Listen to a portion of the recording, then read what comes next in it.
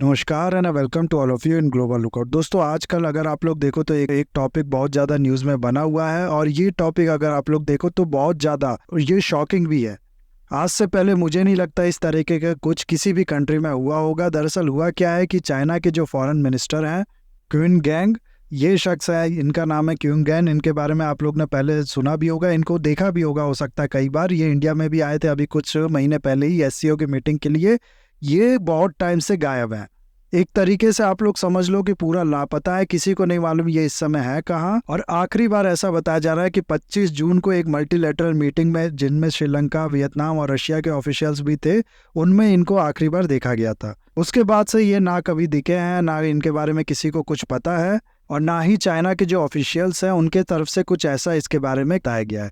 इसका रीज़न, इनके लापता होने का रीज़न आप लोग समझ सकते हो। हम लोग को पता चल जाता, हम लोग को पता होता अगर ये पूरी कहानी किसी और कंट्री की होती, चाइना की नहीं होती तो। क्योंकि चाइना का इस तरीके का सिस्टम है कि वहाँ पर ट्रांसपेरेंसी नाम की कोई भी चीज़ है नहीं। लोगों को किसी भी चीज़ के बारे में कुछ भी पता चल नहीं पाता। मीडिया के पास जो न्यूज़ है वो वही आती है जो चाइना की गवर्नमेंट चाहेगी कि ये जाए लोगों के पास। नहीं तो हर काम हम लोग जानते हैं कि चाइना में जो होता है वो सीक्रेसी में होता है। इसीलिए इस पूरी चीज़ के बारे में किसी को कुछ पता है नहीं। और जब ऐसा सिचुएशन होता है तो जाहिर सी बात है बहुत ज़्यादा थ्योरी, कॉन्स्पिरेसी थ्योरी या फिर इस तरीके के जो र्यूमर्स होते हैं इससे रिलेटेड, वो काफ़ी ज़्यादा फेमस हो जाते हैं। तो ऐसा ही कुछ इस केसेस में भी देखने को मिला है। और चाइना के जो सिटीजन्स है वो बहुत ज़्यादा इस पे डिस्कस कर रहे हैं। काफ़ी ज़्यादा र्यूमर्स इसके बारे में जो है वो शेयर कर रहे हैं, जिसमें से एक र्यूमर जिसके बारे में बहुत ज़्यादा डिस्कशन हो रहा है वो है इनकी एक्स्ट्रा मैरिटल अफेयर से रिलेटेड। बाइडू एक चाइना का ही आप लोग कह सकते हो गूगल की तरह सर्च इंजन है, जिसकी एक रिपोर्ट में ये बताया गया है कि जो क्यून गैंग नाम है ये पिछले वीक में नॉर्मल से लगभग 5000% ज़्यादा सर्च किया जा रहा है। तो इससे आप लोग समझ सकते हो कि कितना ज़्यादा ये जो टॉपिक है ये हॉट बना हुआ है चाइना में। और सिर्फ चाइना ही नहीं, बाकी भी अगर आप लोग देखो तो दुनिया भर की जो मीडिया हाउसेज हैं, जो न्यूज़ चैनल्स हैं, जो न्यूज़पेपर्स हैं, वो इसको पूरा कवर कर रहे हैं। इसी चीज़ के बारे में हम लोग डिस्कस करेंगे पूरा इस वीडियो में, क्या आखिर हुआ है, कहाँ ये गए हैं। और चाइना की अगर आप लोग इससे रिलेटेड जो हिस्ट्री है वो देखोगे ना तो वो सुन के आपको बहुत ज़्यादा शौक होगा। तो बहुत कुछ आप लोग को जानने को मिलेगा इस वीडियो में, बस आपको एंड तक बने रहना है। और अगर वीडियो अच्छा लगे तो लाइक, कमेंट, शेयर, सब्सक्राइब जरूर करना है। सबसे पहले तो क्वीन गैंग जो है इनके बारे में थोड़ा आप लोग को बता देता हूँ। इनकी जो एज है वो है 57 ईयर्स की। और ये आप लोग कह सकते हो कि काफ़ी ज़्यादा एक्सपीरियंस्ड और काफ़ी ज़्यादा क्लोज हैं जो चाइना के प्रेसिडेंट है शी जिनपिंग उनके। जो बाइडन जब यूएसए के प्रेसिडेंट बने थे तो उसके कुछ ही महीने बाद शी जिनपिंग ने इनको अपॉइंट किया था यूएसए में चाइना के एम्बेसडर के रूप में। और लास्ट ईयर के एंड में यानी कि दिसंबर 2022 से इनको बना दिया गया चाइना का फॉरेन मिनिस्टर। और ये अगर आप लोग देखो तो ये जो पोस्ट है ना चाइना के फॉरेन मिनिस्ट्री के, इसको होल्ड करने वाले सबसे यंग पर्सन है। यानी कि अभी तक इनसे कम उम्र का कोई भी पर्सन जो है वो चाइना का फॉरेन मिनिस्टर बन नहीं पाया है। यही सबसे कम उम्र में इस पोस्ट को होल्ड कर पाए हैं। क्योंकि यहाँ पर भी एक्स्ट्रा मैरिटल अफेयर की बात हो रही है, इसीलिए इनके बारे में, इनके पर्सनल लाइफ के बारे में आप लोग को पता होना जरूरी है। दरअसल इनकी शादी हो चुकी है और इनका एक बच्चा भी है। 25 जून को, जैसा कि मैंने आप लोग को बताया, इनको आखिरी बार देखा गया था। और उसके बाद 11 जुलाई 2023 को आसियान कंट्रीज जो है उनके फॉरेन मिनिस्टर्स की मीटिंग थी इंडोनेशिया में। इनको भी जाना था, लेकिन इस मीटिंग से 2-3 दिन पहले ही यानी कि 11 जुलाई को जो फॉरेन मिनिस्टर ने, उसकी तरफ से ये स्टेटमेंट आया था कि जो फॉरेन मिनिस्टर है वो इस मीटिंग में नहीं जा पाएंगे। और इस चीज का कारण बताया गया था कि इनकी जो हेल्थ है वो ठीक नहीं है। इस चीज को अभी तक लोगों ने उतना सीरियस नहीं लिया। लेकिन उसके बाद क्या हुआ कि जेनेट येलेन, जो कि आप लोगों को पता होगा यूएसए की सेक्रेटरी ऑफ स्टेट है, उनके साथ भी एक मीटिंग थी जिसको इनने अटेंड नहीं किया। उसके बाद यूरोपियन यूनियन के फॉरेन पॉलिसी के चीफ जो है जोसेफ बोरेल, उनके साथ भी एक इनकी मीटिंग थी जिसको भी कैंसिल कर दिया गया चाइना द्वारा। और इसके लिए एक बहुत ही ज़्यादा आप लोग कह सकते हो अजीब सा रीज़न दिया गया चाइना की तरफ से। चाइना की तरफ से ये कहा गया, सब कुछ सारे डेट्स वगैरह डिसाइड होने के बाद, कि अभी ये जो डेट जिस पे मीटिंग होने वाली है ये पॉसिबल नहीं है। इसका कोई भी रीज़न इसके अलावा नहीं दिया गया कि क्यों ये चीज़ कैंसिल की जा रही है। तो लगातार इनकी अब्सेंस की वजह से, या फिर चाइना की अथॉरिटी जो है उसका जो जवाब उसकी तरफ से सुनने में आ रहा है उसकी वजह से, या फिर चाइना का जो हिस्ट्री है इस चीज़ में अगर आप लोग देखो तो उसकी वजह से काफ़ी ज़्यादा लोग जो है वो इसको लेके परेशान हो चुके हैं। काफ़ी ज़्यादा सवाल इसके बारे में उठाए जा रहे हैं। चाइना की हिस्ट्री के बारे में मैं पहले आप लोग को बता दूं थोड़ा बहुत, कि ये चाइना की एजेंसीज का नॉर्मल काम करने का तरीका है। चाइना की जो अथॉरिटीज़ है उनका नॉर्मल काम करने का तरीका है। शी जिनपिंग जो कि आज के टाइम में प्रेसिडेंट है चाइना के, इनको भी अगर आप लोग देखो ना तो 2012 में ये खुद ऐसे गायब हो चुके थे। उसके अलावा हाल की अगर हम लोग कुछ इवेंट्स की बात करें तो फैन बिनबिंग ये काफ़ी ज़्यादा फेमस एक्ट्रेस है चाइना की, हॉलीवुड में भी इनने काफ़ी काम किया हुआ है। ये भी ऐसे ही कुछ साल पहले गायब हो चुकी थी, काफ़ी टाइम तक लोगों को पता ही नहीं चला था, पूरे 4 महीने तक ये गायब रही थी। और उसके बाद जब ये रिलीज़ हुई तो लोगों को पता चला कि इनको चाइना की जो अथॉरिटी है उसने डिटेन किया हुआ है। किस लिए डिटेन किया हुआ है? क्योंकि इन पे इल्ज़ाम लगा हुआ है टैक्स चोरी का।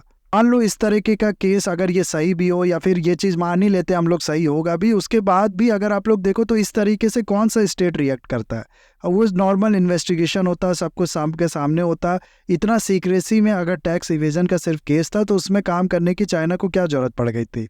लेकिन बहुत टाइम तक, जैसा कि मैंने आप लोग को बताया, ये गायब रही। और उसके अलावा भी अगर आप लोग देखो ना, मैंग हांगवाई, ये भी एक चाइनीज है, चाइना के काफ़ी ज़्यादा सीनियर ऑफिशियल है। ये इंटरपोल के चीफ भी रह चुके हैं 2016 से लेकर 2018 तक।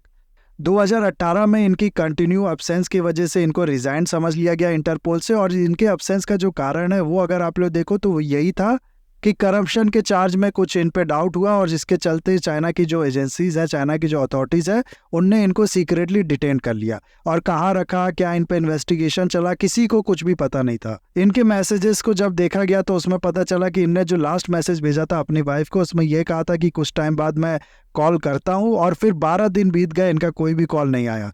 बहुत टाइम तक लोगों को, इनकी इवन की वाइफ को, इनकी फैमिली को भी इनके लोकेशन का, कहाँ पर ये है, किस हाल में ये है, कुछ भी पता नहीं चला। और बाद में जब ये रिलीज हुए तब ये जो पूरी स्टोरी है ये सबके सामने आई।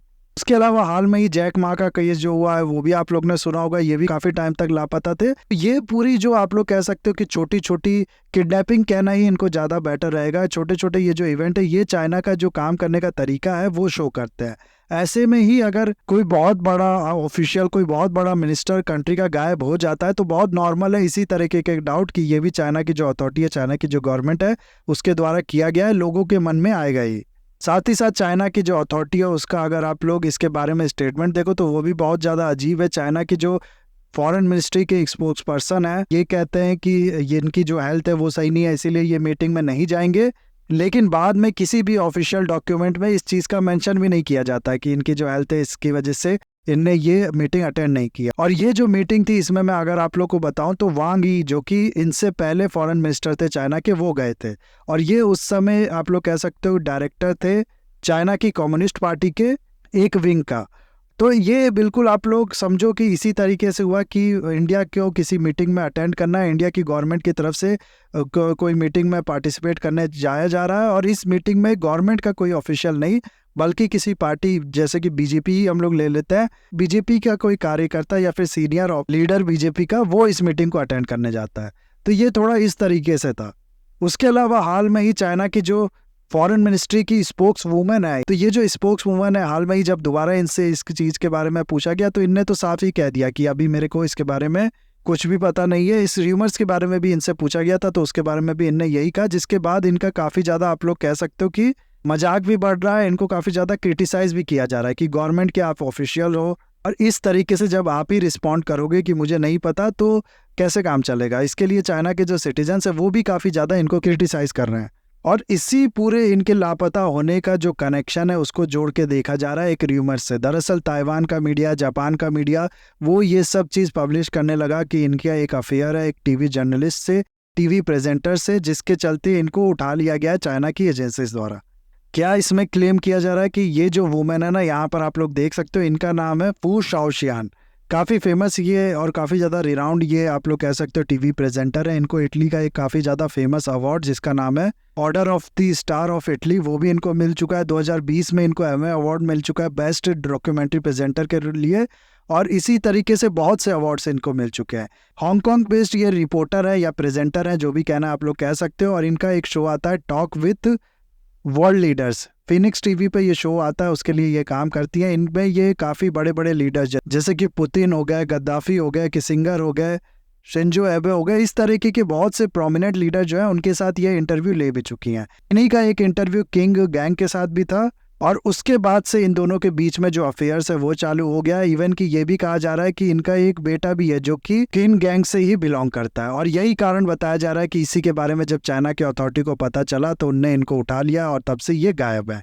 नाउ सवाल यहाँ पर यह आता है कि क्या इतनी छोटी सी बात की एक एक्स्ट्रा मैरिटल अफेयर होने की वजह से किसी कंट्री की गवर्नमेंट इस तरीके के काम करेगी कि अपने जो मिनिस्टर्स है उनको ही गायब कर देगी? ऐसा भी पॉसिबल हो सकता है क्या? तो देखो, इसमें मैं अगर आप लोग को बताऊं तो पहली बात तो ये ऐसा नहीं है कि पहली बार हो रहा है। हाल में ही पिछले महीने में ही आप लोग कह सकते हो कि चाइना की ही एक गवर्नमेंट ओन्ड ऑयल कंपनी है जिसके सीईओ जो है उनके बारे में भी कुछ इसी तरीके की न्यूज़ सबके सामने आई थी। दरअसल एक उनकी फ़ोटो एक वुमन के साथ ऐसे रिलीज़ हो गई थी, सबके सामने आ गई थी, और ये वुमन ना ही इनकी वाइफ थी ना इनकी सिस्टर थी, किसी भी तरीके से इनसे बिलोंग नहीं करती थी। जिसके बाद काफ़ी ज़्यादा र्यूमर्स इस तरीके के सामने आने लगे कि इनका अफेयर चल रहा है। खासकर से इस वुमन की जो ड्रेस यहाँ पर आप लोग देख रहे हो ना, इस पे सवाल उठने लगा था। इस चीज़ को मिस्ट्रेस ड्रेस कहा जा रहा था। तो इनकी इन्हीं फोटोज़ की वजह से, इनकी इन्हीं गलतियों की वजह से आप लोग कह सकते हो कि चाइना की जो प्रेसिडेंट है उनने इनको निकाल दिया इस सीईओ की पोस्ट से, और इसीलिए इस तरीके के एक्शन जो चाइना है वो लेता है। दरअसल चाइना के जो प्रेसिडेंट है वो एक तरीके से आप लोग कह लो कि इस तरीके की आर्मी बनाना चाहते हैं ऑफिशियल्स की चाइना की, जो कि आप लोग कह सकते हो कि कम्प्लीटली क्लीन हो, जिसके इस बारे में कुछ भी इस तरीके की न्यूज़, इस तरीके की एलिगेशन या फिर इस तरीके के काम भी वो ना करते हो, ताकि एक उंगली तक ना उठे कम्युनिस्ट पार्टी पे कि कम्युनिस्ट पार्टी के जो लोग हैं वो अय्याश हैं, वो अय्याशी करते हैं, वुमेन्स के साथ घूमते हैं। क्योंकि ऑलरेडी अगर आप लोग देखोगे ना तो थोड़ी बहुत जो इमेज है कम्युनिस्ट पार्टी की वो हाल में कम हुई है, और डेमोक्रेसी की बात थोड़ा बहुत ज़्यादा होने लगी है चाइना में। इसीलिए ऐसा कहा जा रहा है कि ऐसा हो भी सकता है, ये पॉसिबल है कि इन्हीं अफेयर्स की वजह से इनको गायब कर दिया गया हो, या फिर ये भी हो सकता है कि वाकई में इनकी जो हेल्थ है वो बहुत ज़्यादा खराब हो गई हो। खैर, ये थी पूरी चाइना की कहानी। अब इसको अगर आप लोग इंडिया के पॉइंट ऑफ व्यू से देखो ना, तो ये चीज़, इतना स्ट्रिक्ट एक्शन अगर इंडिया में होने लगे तो ये इंडिया के लिए भी बहुत, मैं कहूँगा कि बहुत ज़्यादा फायदेमंद होगा। क्यों? क्योंकि हाल में ही आप लोग सुन रहे होंगे कि इंडिया में जो हनी ट्रैप का केस है वो काफ़ी ज़्यादा बढ़ने लगा है। ऐसे में होता क्या है ना कि कुछ ऑब्सेंस फोटो या फिर कुछ ऑब्सेंस बातें, कुछ ऑब्सेंस वीडियो जो होती हैं वो इन बड़े बड़े मिनिस्टर्स की, बड़े बड़े ऑफिशियल्स की जो होती हैं, इनको पहले कलेक्ट किया जाता है, फिर इनको टारगेट किया जाता है, ब्लैकमेल किया जाता है, और इसके थ्रू फिर इनसे अपने अकॉर्डिंग काम कराया जाता है।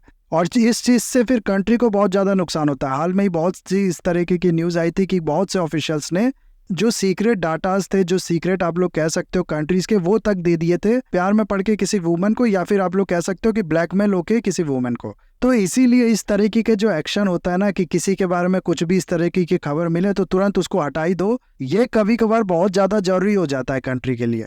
अब मैं ये नहीं कह रहा कि चाइना का ये जो फॉरेन मिनिस्टर का केस है ये भी कुछ इसी तरीके से होगा, इनको भी ब्लैकमेल किया जा रहा हो, इस चीज़ को मैं नहीं कह रहा। हो सकता है ये सच में प्यार में हो एक दूसरे से, लेकिन इस पूरे चीज से दो खतरा है। एक तो जैसा कि मैंने आप लोग को बताया कि जब ये न्यूज़ सबके सामने आती है तो कंट्री की इमेज जो है उस पर थोड़ा बहुत असर पड़ता है, और दूसरा फिर इस तरीके का भी खतरा इसके साथ इन्वॉल्व होता है कि कल को इसी चीज़ का इस्तेमाल करके इनको ब्लैकमेल किया जा सकता है और फिर इनके थ्रू कंट्री के अगेंस्ट में काम किया जा सकता है। इसीलिए थोड़ा बहुत इस चीज़ में स्ट्रिक्टनेस जो है वो होना जरूरी है, और इंडिया को भी ये चीज़ देखते हुए इसी तरीके के स्ट्रिक्ट सिस्टम जो है वो बनाना चाहिए, और अपने जो ऑफिशियल्स है उन पर नज़र रखनी चाहिए।